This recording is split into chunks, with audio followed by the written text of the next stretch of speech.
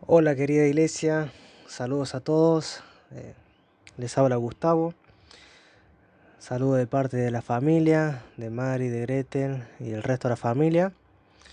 Y agradecimientos también porque muchos de ustedes han estado orando, especialmente por la vida de Martín.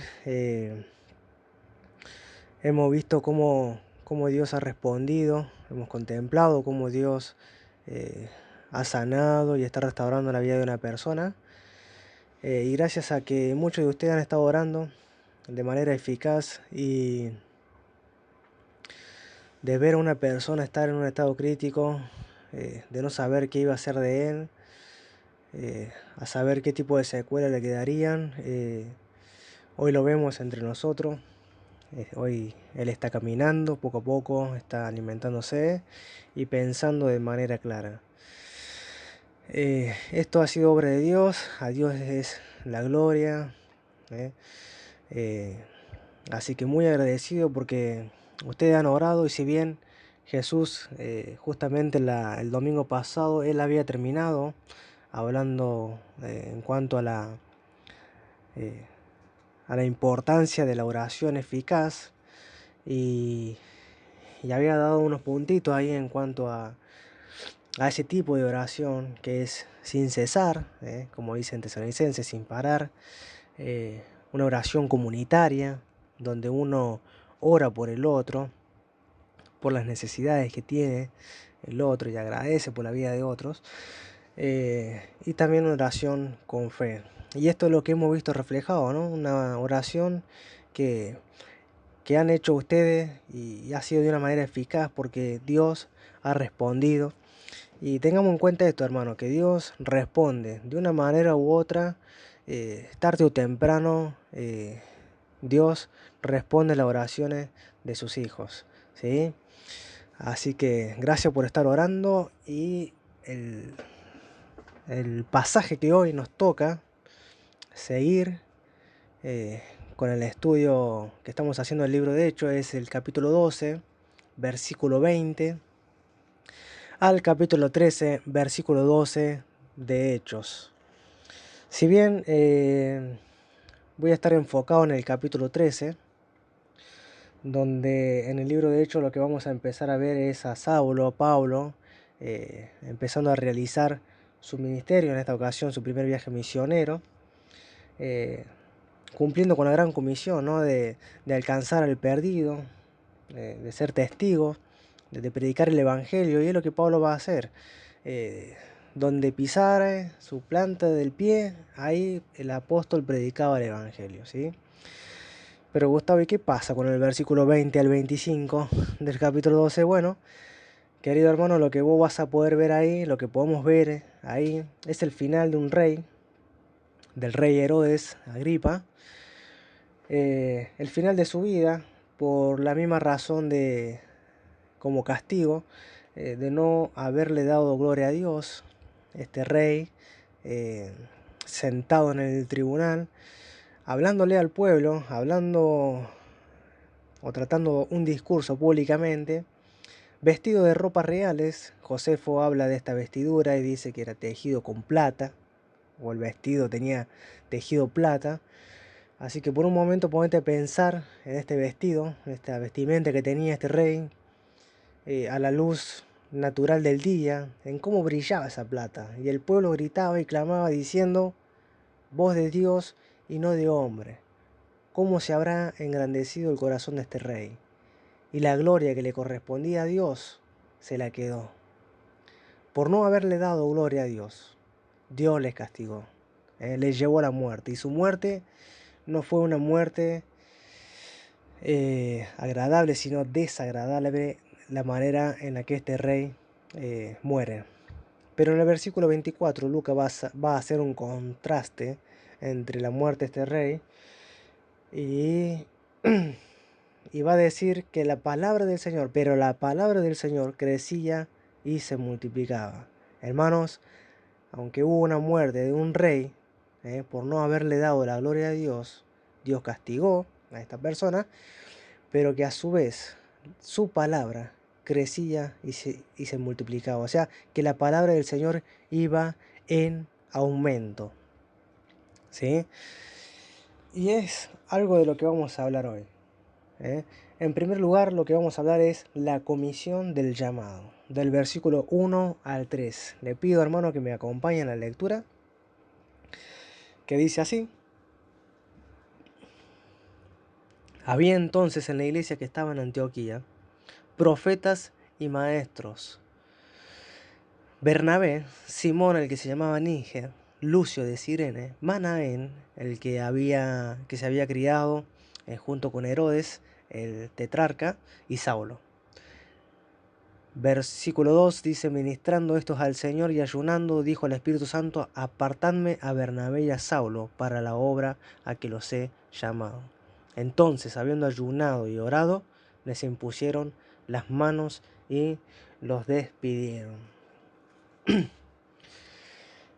Como les dije recién, hermanos, lo que vamos a hablar en primer lugar es la comisión del llamado. Y como iglesia, no nos olvidemos de la comisión que tenemos, ¿sí? Del llamado que tenemos a predicar el Evangelio y a ser discípulos, como lo dice Mateo capítulo 28, versículo 19 al 20, que dice: Id y haced discípulos a todas las naciones, bautizándolos en el nombre del Padre, del Hijo y del Espíritu Santo. Es la comisión que tenemos como iglesia. No nos olvidemos de esto, ¿eh? ¿Qué es la comisión? Si bien es esto, lo que habla Mateo capítulo 28, me gustó mucho la definición de un diccionario español, un diccionario común, que dice que la comisión es el conjunto de personas elegidas o designadas por una autoridad para realizar una tarea. Y lo que vamos a poder contemplar en nuestro texto que hemos leído recién, vamos a ver que hay dos personas que son llamadas eh, a la obra, a una tarea, por la autoridad del Espíritu Santo. Pero cabe destacar que estamos ante una iglesia que es una iglesia nueva, poco tiempo tiene. Habíamos hablado de ella en el capítulo 11 de Hechos, de que había sido una iglesia formada por aquellos creyentes que habían sido esparcidos a causa de la persecución, a causa de la muerte de Esteban, y habían llegado aquí a Antioquía predicando el Evangelio, judíos, griegos, y ahí se había formado esta iglesia que hoy podemos hablar de ella nuevamente en este capítulo. Y estamos frente a una nueva, enfrente de una iglesia nueva, pero una iglesia fuerte, una iglesia organizada, una iglesia que nos traza un camino ejemplar a que nosotros hoy podamos imitar, ¿sí? Porque como dije, es una iglesia viva, no es una iglesia muerta, es una iglesia que era sensible a la voz del Espíritu Santo, una iglesia que tenía un liderazgo formado, una iglesia que tenía visión misionera, ¿eh? Entonces, partiendo del versículo 1, partiendo del verbo con el que comienza este versículo, donde dice que había, que había en esta iglesia, había profetas y maestros, ¿sí? ¿Y qué estaban haciendo estos profetas y maestros? Dice que estaban ministrando, el versículo 2, estos al Señor. Vemos una iglesia activa, una iglesia viva, ¿sí? Una iglesia que sus miembros ejercían los dones que habían sido otorgados por el Señor. Una iglesia que estaba sirviendo en un acto de adoración al Señor. Una iglesia que oraba, una iglesia que hacía ayuno, o sea,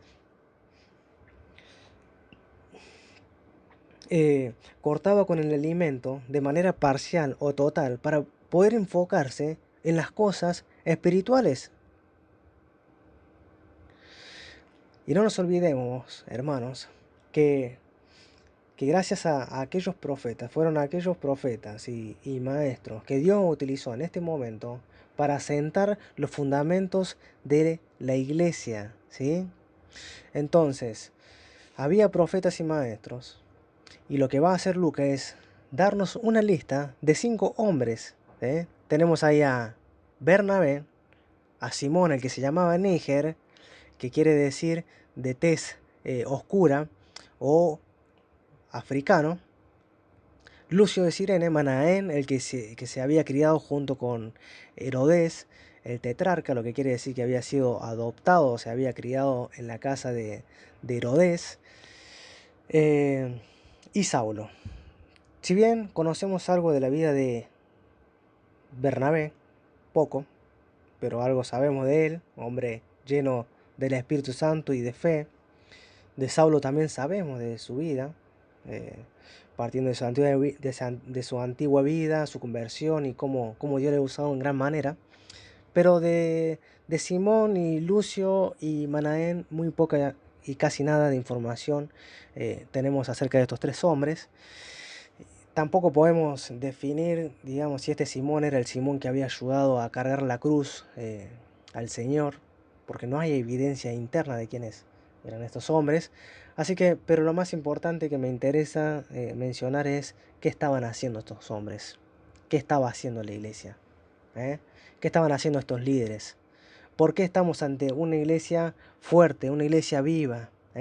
Porque el liderazgo de la iglesia era un liderazgo espiritual, ¿sí? Recién eh, les dije que lo que era lo que estaban haciendo, ¿sí? Lo que significaba la palabra ministrar era que estos hombres estaban ministrando, o sea, estaban sirviendo al Señor en un acto de adoración. Ellos estaban ocupando el tiempo y le estaban dando prioridad, una alta prioridad, ¿sí? De importancia a las cosas espirituales. Y es así que el Espíritu Santo habló. No sabemos la manera en la que habló, si fue de una manera audible o interna. Hoy el Espíritu Santo habla en nuestras vidas de una manera interna, ¿sí? Dios, el Señor, usa el Espíritu para hablarnos a nosotros y lo hace de una manera interna. Pero acá no sabemos si el Espíritu le habló de una manera audible, ¿sí? Se usó a los profetas para hablar y decir, apartarme a Bernabé y a Saulo para la obra que yo los he llamado. Lo importante de esto es que el Espíritu Santo llamó a lo mejor de lo mejor que tenía la iglesia de Antioquía, a Bernabé y a Saulo, para una obra que tenía preparado para la tarea que tenía preparado para ellos, ¿sí? Y es muy importante destacar esto. Dios nos llama a creyentes con pereza espiritual para trabajos importantes. Dios no va a llamar a personas que no tengan el deseo de servir a Dios, ni de seguir, ni de pagar el precio de servir o seguir al Señor. Dios va a llamar a hombres que están realmente interesados en seguirle, en adorarle, en amarle, en las cosas espirituales. Entonces, habiendo sido llamados estos hombres, ¿sí? Y habiendo ayunado y habiendo orado, les impusieron las manos, no para que recibiesen el Espíritu Santo nuevo, porque ellos ya habían recibido el Espíritu Santo, ¿sí? Sino de una manera simbólica en el sentido de estamos de acuerdo con su ministerio, con el llamado que han recibido y les vamos a apoyar en esta tarea a la que el Espíritu Santo los ha llamado, ¿sí? En ese sentido, aprobados por el liderazgo, lo despidieron. ¿Qué quiere decir esto? Lo soltaron, ¿sí? La iglesia va a soltar y va a dejar ir lo mejor de lo mejor que tenía, para que cumplan con la gran comisión, con el llamado de la comisión que le hizo el Espíritu Santo, ¿sí? Ahora, Dios no va a llamar a cualquiera. Y yo quiero compartirte 3 subpuntos del mismo punto que estamos hablando, de la manera o la forma en la que Dios llama.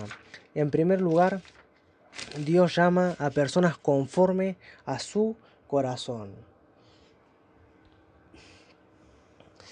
Y qué lindo es pensar en 1 Samuel capítulo 13, versículo 14. Dios había desechado a Saúl por haber desobedecido, por no haber esperado y por haber ofrecido sacrificio cuando tenía que esperar. O sea, Saúl desobedeció y Dios lo desechó.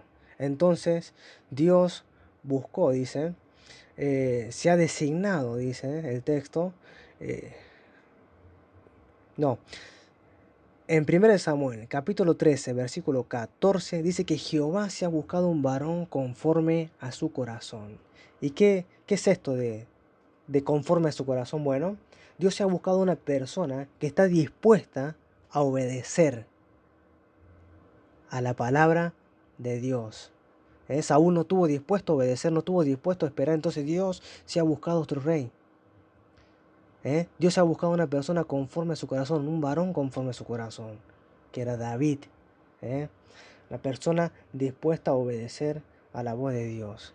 Si vemos en Samuel, en 1 Samuel, más adelante, en el capítulo 16, versículo 7, vemos ahí el interés de Dios, no en el aspecto físico, no en el aspecto interno, sino que la mirada de Dios va a estar centrada en el corazón y en lo que incluye las emociones, el intelecto, la voluntad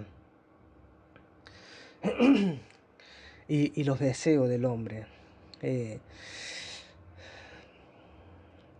Claramente, Dios le dice a Samuel ahí, no mires a su parecer, ni a lo grande de su estatura, porque yo lo desecho.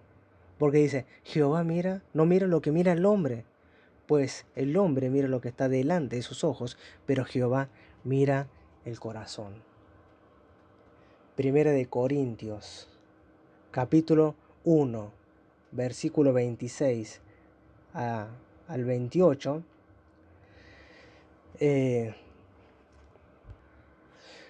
nos dice, del versículo 27, sino que lo necio del mundo escogió Dios para avergonzar a los sabios, y lo vil del mundo escogió para avergonzar a los fuertes, y lo vil del mundo y lo menospreciado escogió Dios, y lo que no es para deshacer lo que es. ¿Sí? Dios nos llama a lo que el mundo considera sabio, personas capaces, personas con títulos, ¿eh? Sino que Dios llama a aquellas personas que el mundo desprecia, ¿eh? Lo que el mundo ve como vil, lo que el mundo ve como necio, lo que el mundo ve o considera como personas tontas, inútiles, desechables o débiles. Dios llama a estas personas, Dios escoge este tipo de personas para avergonzar a esos sabios, a esos fuertes, a los que se creen fuertes y sabios, ¿sí? Porque son los débiles, los menospreciados, son los que obedecen a la palabra de Dios. Son los que viven una vida y lo dejan todo por seguir al Señor y vivir una vida en obediencia. No solamente que Dios llama conforme a su corazón, sino que también Dios llama conforme al don. En Efesios capítulo 4, versículo 11,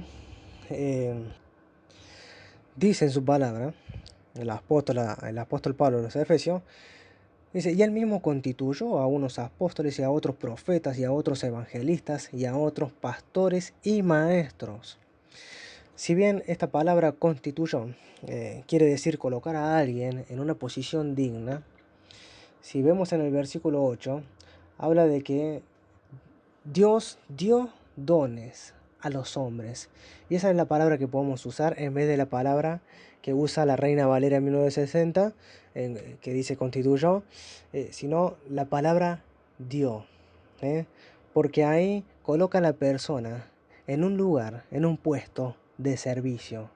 Porque es así, queridos hermanos, Dios nos dio dones para que los usemos para la edificación del cuerpo de Cristo. Ese es el propósito.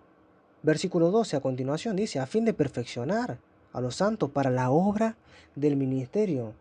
Los dones que Dios dio a la iglesia, a cada creyente, cuando dice que el propósito es perfeccionar a los santos, habla de que Dios eh, equipó, ¿eh? Equipó, capacitó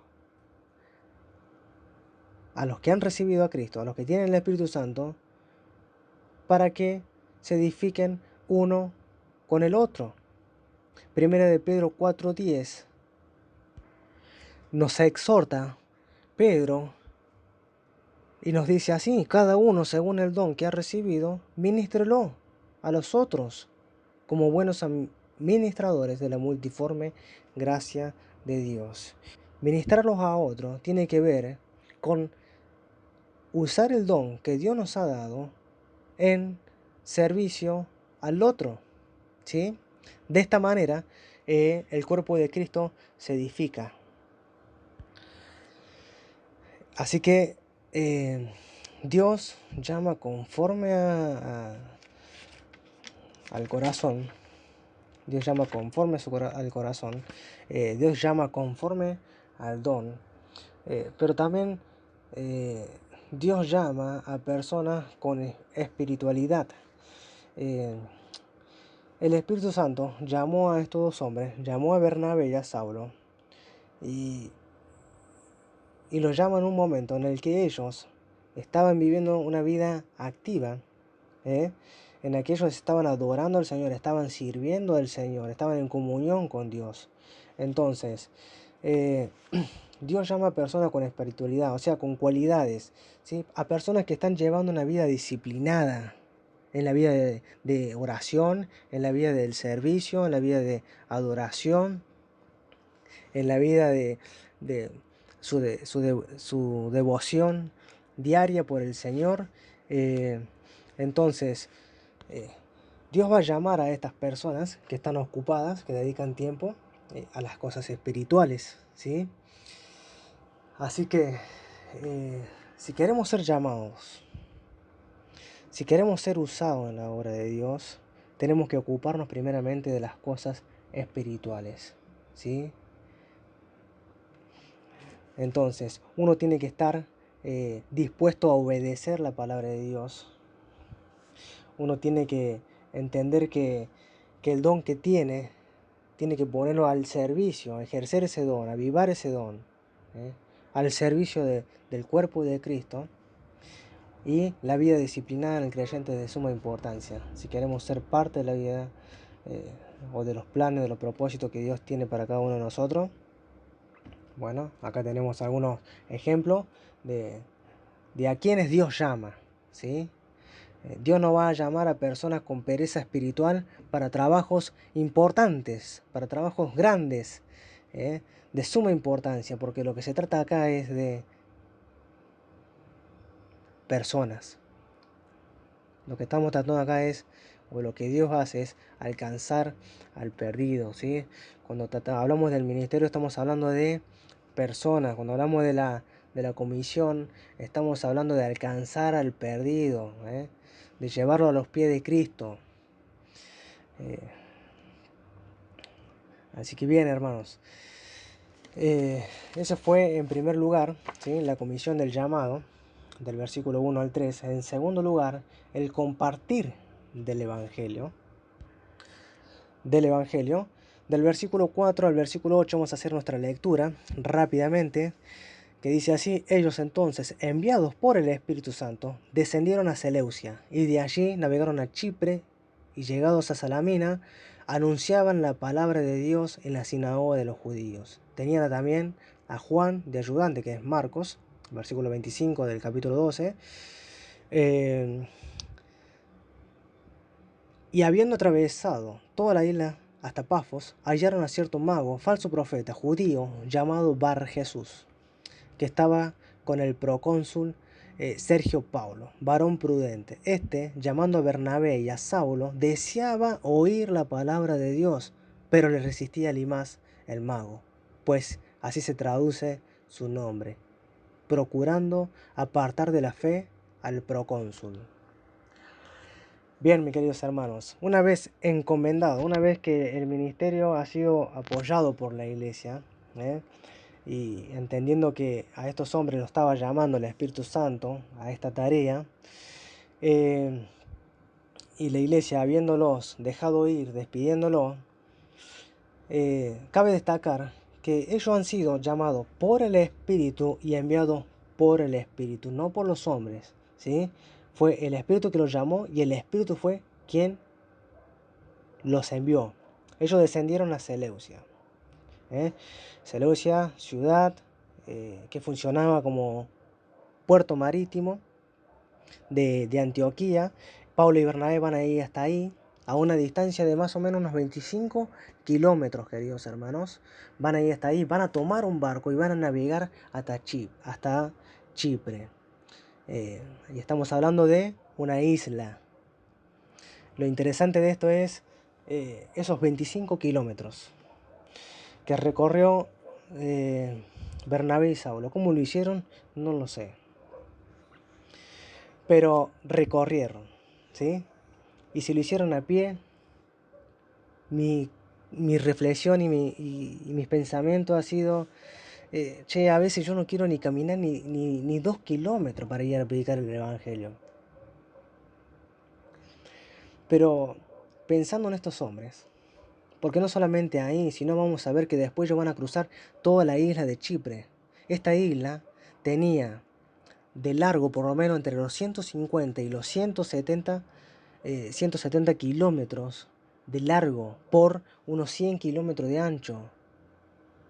Pablo y Bernabé van a cruzar toda la isla. Llegaron a Salamina, dice ahí en el versículo 5. Empiezan anunciando la palabra de Dios. Y después terminan en Pafos. Terminan en la otra punta de la isla. Cruzan toda la isla. Y van a cruzar toda la isla. Aunque no vemos resultados, Lucas no nos va a dar resultados de conversiones, por ejemplo, de que la multitud recibía la palabra y se convertía. Ellos hicieron todo este recorrido anunciando la palabra de Dios y no esperaron un día, ni 2 días, ni 3 días, sino que al momento de llegar, predican la palabra. Hablan la palabra de Dios, predican el Evangelio y empiezan, como va a ser una costumbre para esto, para Pablo, de predicar en la sinagoga. Y entonces, qué lindo es pensar en estas personas, varones de Dios, hombres espirituales, llenos del Espíritu Santo, compartiendo el Evangelio, ¿sí? Caminando y caminando, esforzándose para que pueda llegar el mensaje de salvación a toda persona. Entonces, es lindo meterse, es lindo entender dónde estuvieron compartiendo el Evangelio, de saber los kilómetros que tenía esta isla, saber de que llegaron de un lado al otro, ¿sí? Y te digo que no había auto, como los tenemos hoy nosotros. Pero estos hombres trabajaban, estos hombres servían al Señor, todo por amor al Señor, caminaban de una punta a otra. Pensemos, por ejemplo, por un momento en Primera Tesalonicenses, en los Tesalonicenses. En el capítulo 1 de Primera Tesalonicenses, versículos 7 y 8, que dice que de tal manera que habéis sido ejemplo a todos los de Macedonia y Acaya que han creído, porque partiendo de vosotros ha sido divulgada la palabra del Señor, no solo en Macedonia y Acaya, sino que también en todo lugar vuestra fe en Dios se ha extendido, de modo que nosotros no tenemos necesidad de hablar nada, dice Pablo. Otra iglesia ejemplar de cómo hacían que el Evangelio llegase, no solamente a nivel local, sino que a nivel nacional. Y quizás también a nivel internacional. Pero ellos hablaban la palabra.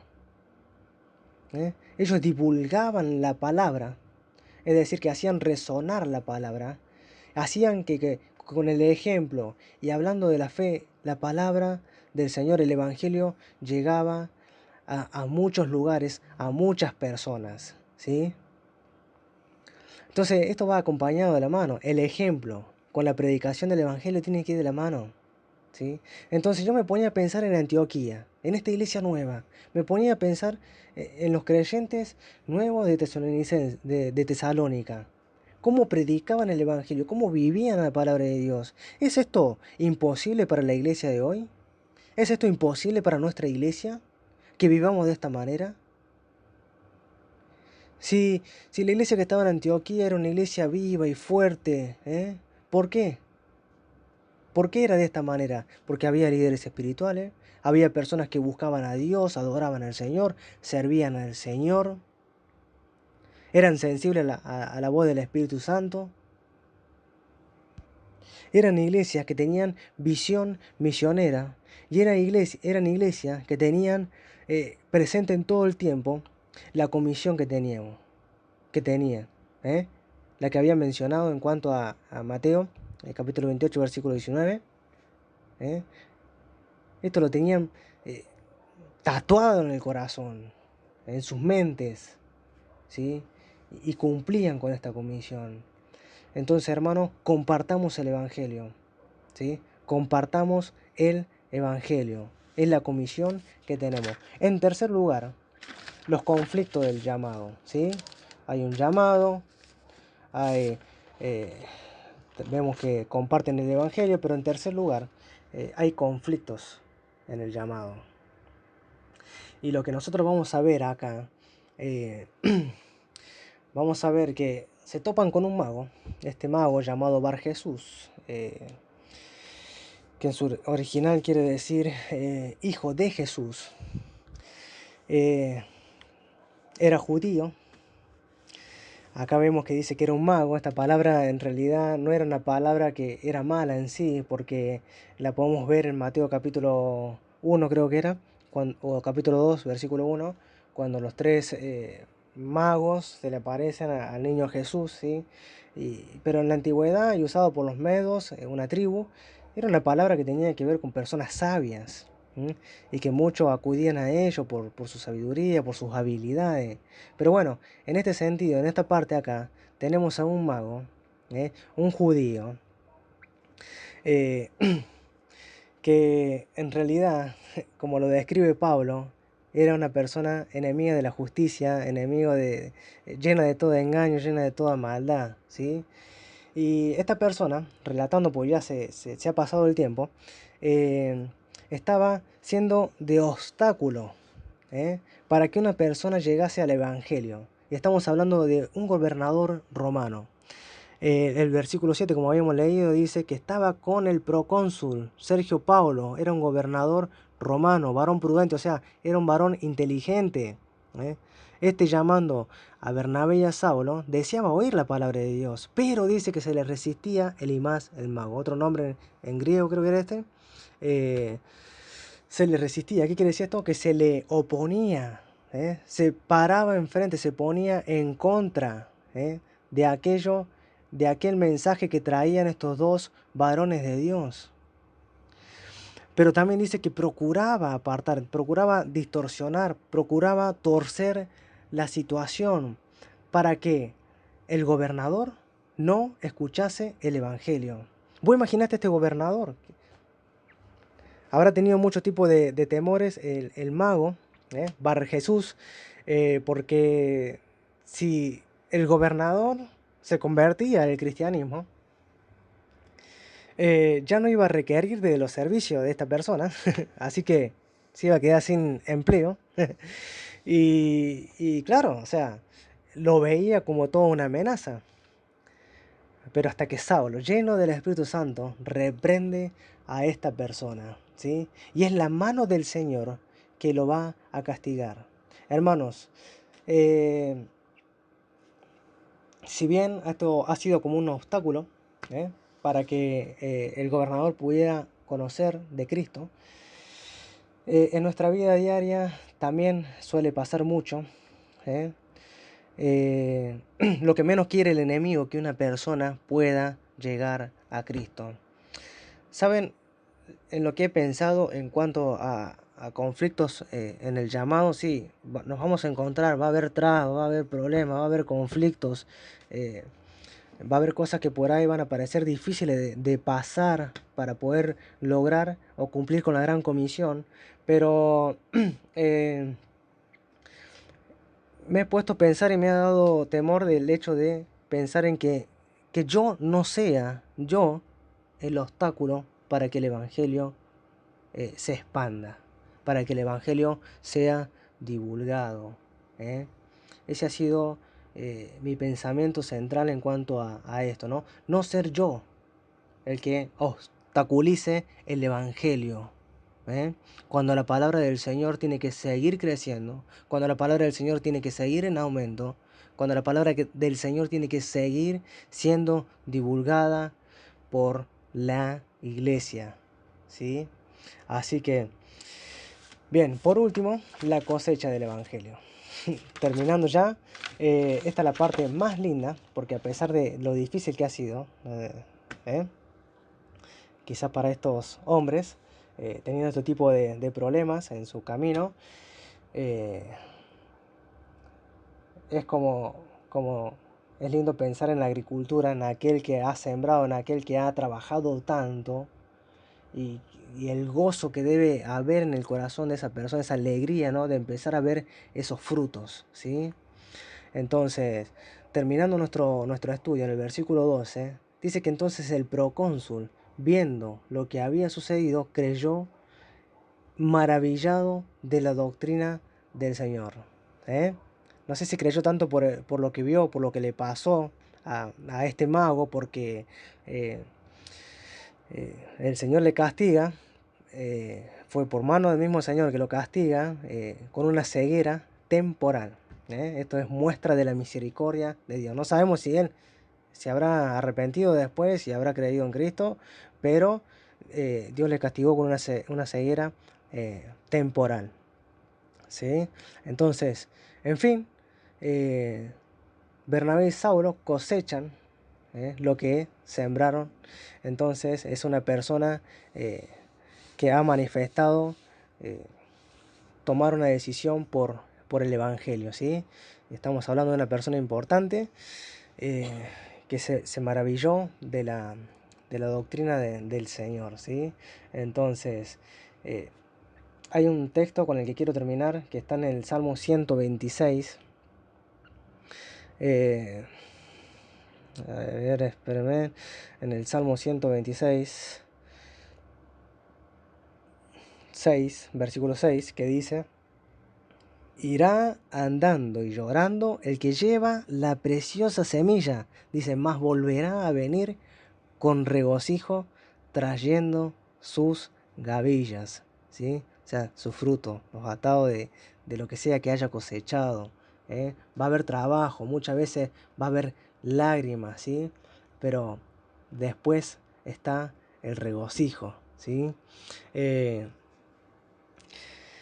Primera Corintios capítulo 15 versículo 58 dice el Señor, estad firmes y constantes creciendo, sabiendo que nuestro trabajo no es en vano. Hay recompensa, querido hermano, acá en la tierra, pero también en los cielos. Que Dios te bendiga, ¿sí? Hagamos llegar el Evangelio, como dice en Romanos 10, 14, 15. ¿Cómo van a creer si no hay quien les hable? ¿Cómo oirán sin quien les predique? Bueno, no me lo sé bien de memoria, pero qué importante es predicar el Evangelio, ¿sí?